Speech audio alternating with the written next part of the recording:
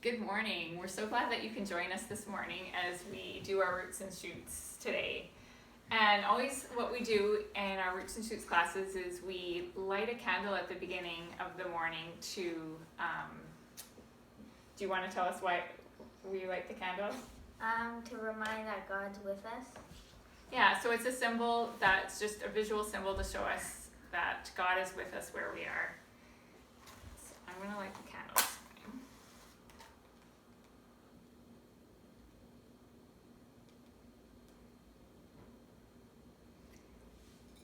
And I'm going to pray just to start the morning off.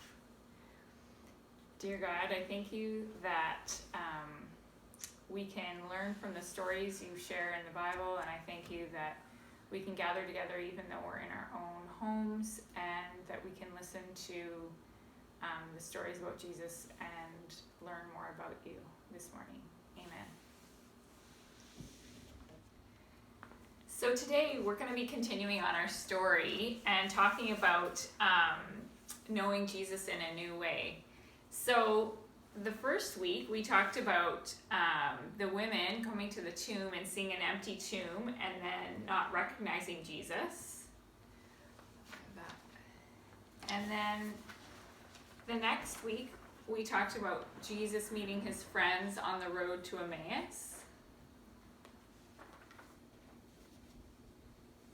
And then the third week was when we talked about Thomas and Thomas seeing Jesus but not believing it was actually him until he could touch his scars on his hands. So these were all talking about new ways of knowing Jesus and seeing Jesus. And so this week we're going to continue on with our story, and we are going to be talking about when the disciples went to Galilee. So here's our picture for this week. So this week, Jesus had asked his disciples to go to Galilee, and that was a long ways away. It was about 80 miles from where they were. So they had to travel about 80 miles, which would be like going from Thunder Bay to Grand Marais. And they had to walk. Yes, they had to walk. They couldn't use vehicles because they didn't have cars then, so they had to walk. It took about 4 days walking there. It was a long journey, but they were really excited to go there because that was kind of where they grew up. They were fishermen, and they went to the Sea of Galilee to rest, and it was something familiar to them. They had grown up fishing there as kids, and it was like where they had been when they were young boys, and they had fished with their dads, and that was something that was familiar to them and felt comfortable. So they were excited to be going back there. And when they had got there, Peter said, "I'm going to go fishing." And so the rest of them helped him prepare the boat. They got onto the lake, they put up the sail, and they were going to fish through the whole night. So I don't know about you, but we haven't fished all night before. But we have fished for a few hours, but they were going to fish all night, and they had fished all night and they caught nothing. All that work, going into the lake, fishing all night, they were tired, and they went to pull in their nets and there was nothing there. Has this ever happened to you? Yeah, but only for a few hours. We have definitely caught nothing when we have gone fishing, but we didn't go all night. We didn't even try for that long. So they caught nothing, but they were still happy to be out on the lake and somewhere where it was familiar, and they were used to the sounds of the lake, and they were used to the smell of the lake, and they felt like they were home. In the mornings, they kind of saw off in the distance the sky was starting to turn pink and blue as the sun was rising, and they kind of saw someone far away on the shore, and he was standing by a fire. They could see the smoke coming up from the fire and the red glow from the coals, and they were wondering who it was over there on the shoreline. And the man said, "Hey, have you guys caught anything?" And what do you think they said? No. "No, we've been fishing all night and we haven't caught anything." So then the man yelled, "Throw your nets to the other side." What do you think they were thinking? Not to? Why? Yeah, they might have wondered why, but they figured, okay, we'll give it a shot. We've been fishing all night. We haven't caught anything. So we'll try throwing our nets on the other side. So you know what they did? They threw their nets on the other side, and all of a sudden, they were shaking and wiggling, and the whole boat started to move because the nets were so full of fish. There were so many fish when they put the nets on the other side of the boat. And it was so heavy. All the fish were moving around. But John wasn't actually paying attention to the fish. He leaned to Peter and he said, "Who is that man? Is that the Lord over there on the shore?"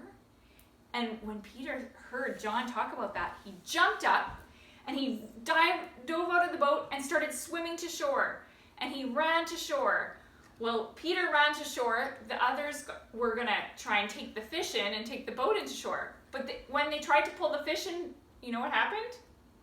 It was so heavy, they couldn't even pull the fish in. There were so many fish. So they just had to drag the net behind the boat as they went to shore.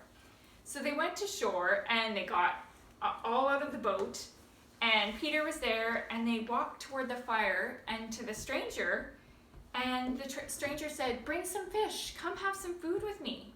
So they gathered around the fire, and then, you know what they realized? They realized the stranger wasn't actually a stranger. They recognized that it was Jesus. They knew it was Jesus, but they were kind of afraid to say anything. So Jesus said to them, "Have some breakfast. Come eat with me around the fire."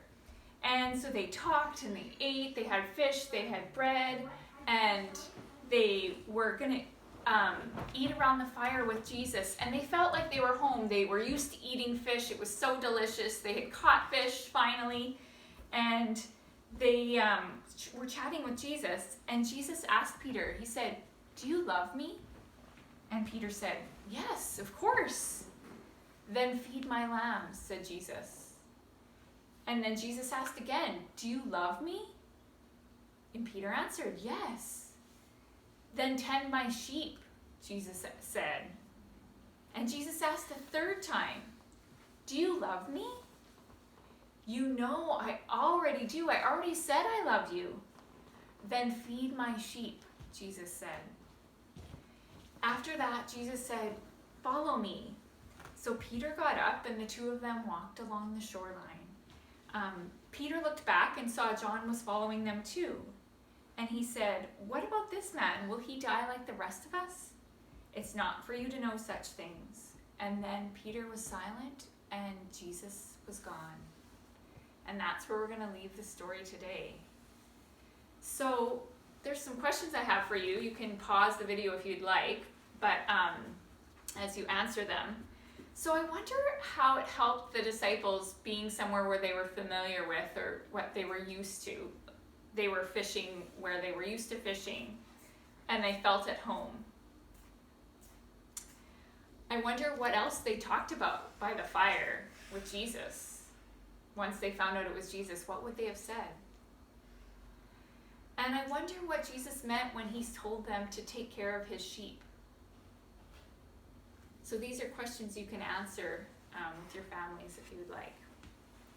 So now, what we usually do in Roots and Shoots is we have some time to do some creative response. So that could be anything from, you can be coloring. There's this sheet that will be on the Grassroots, I think on the Grassroots website. And you can print that off and color it at home.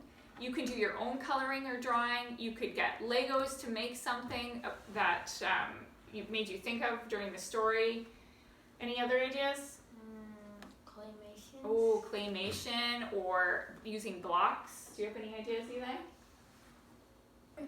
No? So you could just take this time and have some time to think about the story and maybe do something creative that the story made you think of, or a different way of showing that. And if you'd like to post that on the Grassroots Facebook page, a picture of it, that would be great because then we can see your creations. So at the end of our time together on Sunday mornings, we blow out the candle. And that's not because God isn't with us anymore. Why do we do that? To know that God will come up with us. Yeah, and what happens when we blow out the candle that we can see that reminds us of that? Smoke. The smoke kind of goes up, and it reminds us that Jesus is with us throughout the week, wherever we may be. So, Eli, do you want to blow out the candle? Yeah. There's the smoke coming up and reminding us. Hey. Have a good week.